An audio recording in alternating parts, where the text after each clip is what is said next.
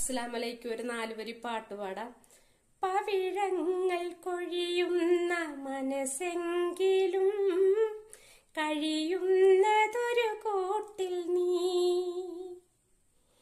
ചുവരിന്ദ്രനീലങ്ങളാണെങ്കിലും ചിറയാണതറിയുന്നു നീ. നോവിൽ മൗനം നിറയുമ്പോഴും നാവിൽ ഗാനം പൊഴിയുന്നല്ലോ.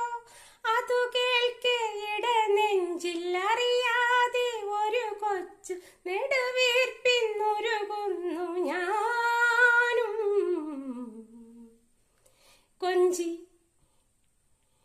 കരയല്ലേ, മിഴികൾ